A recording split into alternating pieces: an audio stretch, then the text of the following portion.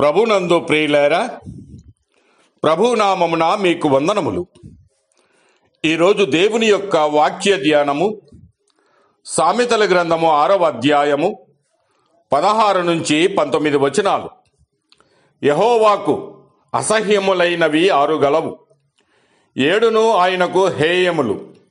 అవి ఏమనగా అహంకార దృష్టియు, కల్లలాడు నాలుకయు, నిరపరాధులను చంపు చేతులను, దుర్యోచనలు యోచించు హృదయమును, కీడు చేయుటకు త్వరపడి పరుగులెత్తు పాదములను, లేనివాని పలుకు అబద్ధ సాక్షియు, అన్నదమ్ములలో జగడములు పుట్టించువాడును.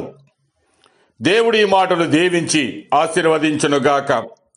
గమనించండి ప్రియులారా, దేవునికి అసహ్యమైనవి ఆయన బయలుపరుస్తూ ఉన్నాడు. అవి మానవ శరీర భాగాలు: కళ్ళు, నాలుక, చేతులు, హృదయము, పాదములు, పెదవులు, ఆలోచనలు. వీటి ద్వారా చేయకూడని కార్యములు చేస్తూ ఉంటే ఆయనకు అసహ్యమని దేవుడు సెలవిస్తూ ఉన్నాడు. ఒకవేళ నీవును ఇటువంటి కార్యములు చేస్తూ దేవునికి అసహ్యమైన వాడుగా ఉంటున్నావా ఆలోచించుకొనుము. ఎందుకంటే అన్నిటికంటే మానవుని హృదయము ప్రాముఖ్యత కలిగినది. హృదయమును సరిగా ఉంచుకుంటే దేవునికి ఇష్టలుగా ఉంటాం. సామెతల గ్రంథము 16వ అధ్యాయము 5వ వచనములో గర్వ హృదయులందరూ యెహోవాకు హేయులు, నిశ్చయముగా వారు శిక్షను అందురని తెలియజేస్తూ ఉన్నాడు. అనగా గర్వ హృదయాలను దేవుడు ఇష్టపడడు. ఇర్మియా గ్రంథము 17వ అధ్యాయము 9వ వచనములో హృదయం అన్నిటికంటే మోసకరమైనది, అది ఘోరమైన వ్యాధి గలది, దానిని గ్రహింపగలవాడు ఎవడని సెలవిస్తూ ఉన్నాడు. అనగా మన హృదయం ఎంత భయంకరమైనదో, ఎంత ఘోరమైనదో దేవుని వాక్యము సెలవిస్తూ ఉన్నది. సామెతల గ్రంథము 12వ అధ్యాయం 22వ వచనములో వివేకి అయినవాడు తన విద్యను దాచిపెట్టును, అవివేక హృదయములు తమ మూఢత్వము వెల్లడి చేయుదురని తెలియజేస్తూ ఉన్నాడు.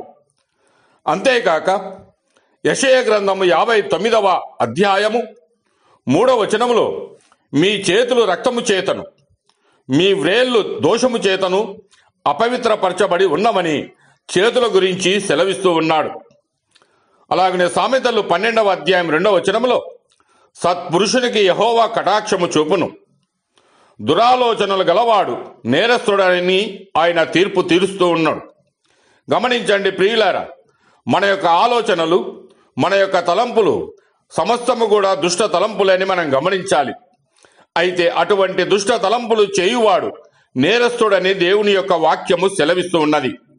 అలాగనే సామెతల గ్రంథము 1వ అధ్యాయము 16వ వచనములో కీడు చేయుటకై వారి పాదములు పరిగిలెత్తును, నరహత్య చేయుటకై వారు త్వరపడుచుందురని తెలియజేస్తూ ఉన్నాడు.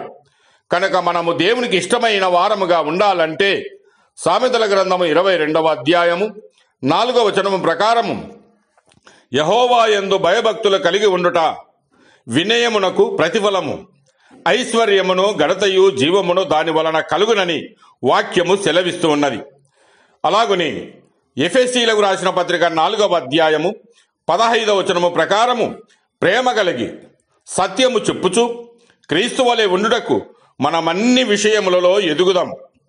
దేవుడు మిమ్మల్ని దీవించి ఆశీర్వదించునుగాక.